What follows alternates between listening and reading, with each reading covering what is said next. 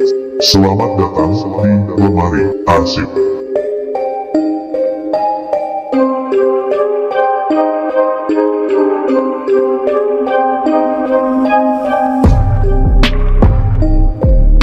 Kali ini, saya akan membahas salah satu arsip dari sebuah kisah nyata yang di luar nalar.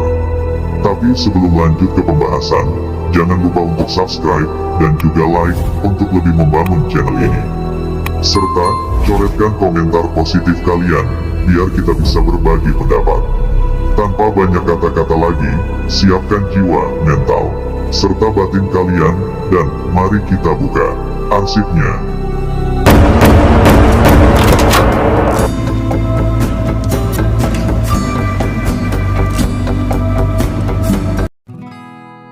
Kota Cimahi adalah sebuah kota yang berada di Jawa Barat.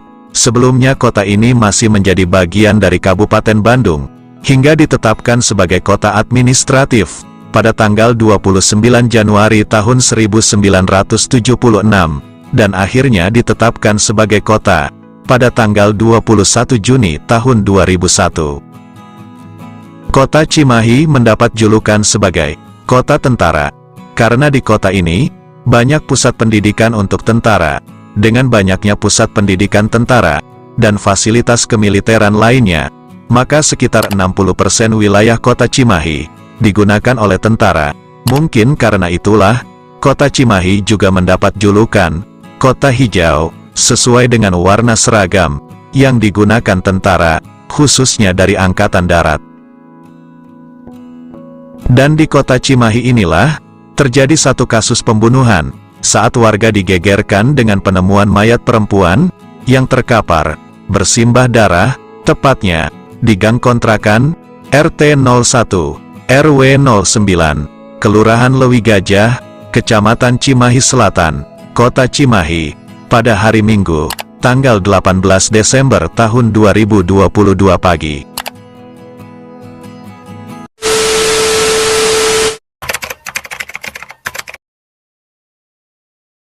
Pagi itu, suara jeritan perempuan dari sudut kontrakan terdengar kencang oleh sejumlah warga di gang kontrakan, Kelurahan Lewi Gajah, Kecamatan Cimahi Selatan. Suara jeritan perempuan itu tak lama, lalu kemudian disusul dengan teriakan dari salah satu warga kontrakan, Rifki Wijaksana, yang mengabarkan bahwa keponakannya, Nani Yuningsih, tewas bunuh diri dengan kondisi tergeletak bersimbah darah di kamar mandi kontrakannya. Kabar dari Rifki sontak menghebohkan sejumlah warga setempat, hingga akhirnya para warga mendatangi kontrakan Nani Yuningsih tersebut.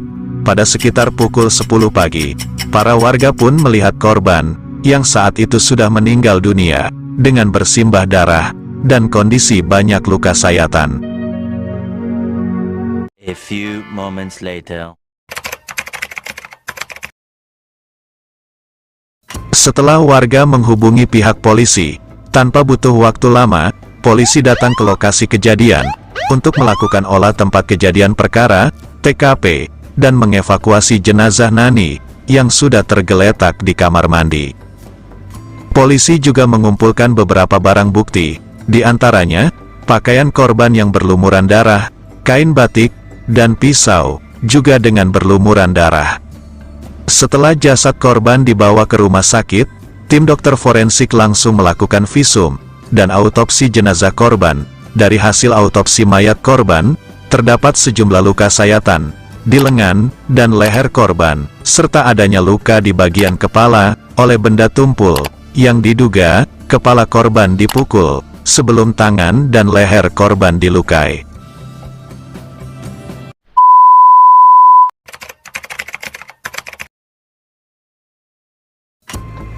Setelah pihak kepolisian melakukan serangkaian penyelidikan, seperti olah tempat kejadian perkara, TKP, mengumpulkan bukti, dan memeriksa sejumlah saksi, akhirnya polisi menetapkan satu pelaku. Pengungkapan kasus ini bermula saat pihak penyidik melakukan interogasi terhadap saksi yang pertama kali melihat kejadian tersebut.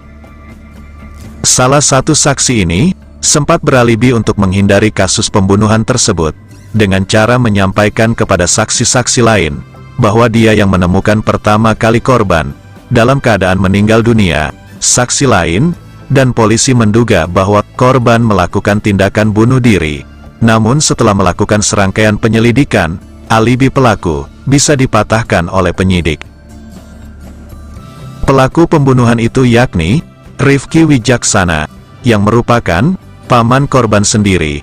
Setelah mengakui perbuatannya, pelaku langsung ditetapkan sebagai tersangka, lalu diamankan dalam waktu kurang dari 24 jam, lalu kemudian ditahan di sel tahanan Mapolres Cimahi.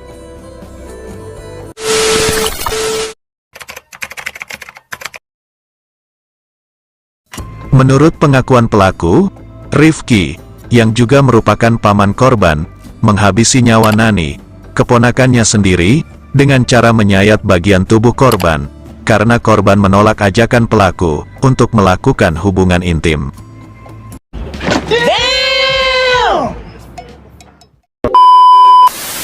Awalnya pada hari Minggu, tanggal 18 Desember tahun 2022 pagi, sekitar pukul 10, pelaku sudah merencanakan untuk ke rumah kontrakan korban, karena hari itu, kebetulan para warga melakukan kerja bakti, termasuk suami korban. Saat pelaku datang, korban pun tidak menaruh curiga, dan mempersilahkan pelaku masuk rumah kontrakannya, karena korban dan pelaku juga punya hubungan keluarga. Saat di dalam rumah itu, pelaku mengajak korban untuk berhubungan intim, karena pelaku ternyata sudah lama tergoda dengan keindahan tubuh korban. Namun, ajakan pelaku ditolak keras oleh korban, dan pelaku terus mendesak. Korban pun kabur untuk menghindari pelaku, dan masuk ke kamar mandi. Pelaku bukannya pergi, justru malah mengejar korban ke kamar mandi. Lalu saat korban menutup pintu kamar mandi, pelaku malah mendorong pintu, karena tenaga korban kurang kuat, sehingga pelaku berhasil mendobrak pintu itu.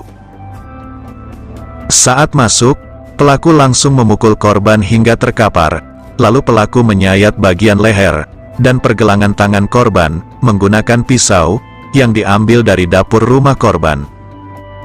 Setelah melihat korban bersimbah darah dan dipastikan sudah tak bernyawa, pelaku lalu mengatur alibi. Pelaku teriak histeris dan berlari keluar kontrakan dan memberitahukan kepada warga kalau keponakannya telah bunuh diri. Oh my God! Wow!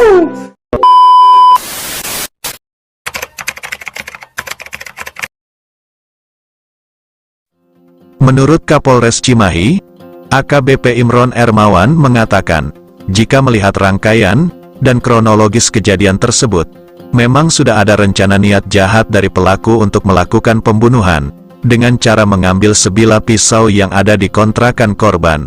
Ada niat jahat yang kedua, setelah pelaku ditolak oleh korban, untuk melakukan hubungan badan, yaitu aksi kejahatan pembunuhan.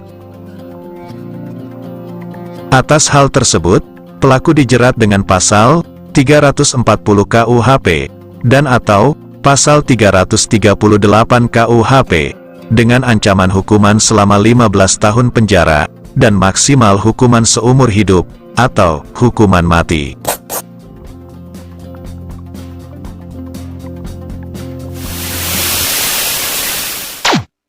Nah, itulah salah satu arsip yang telah kita bahas kali ini.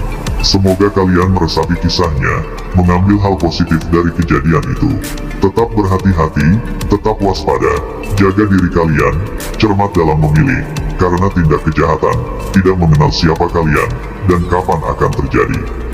Terima kasih telah menonton video ini, dan nantikan kisah-kisah nyata di lemari arsip selanjutnya.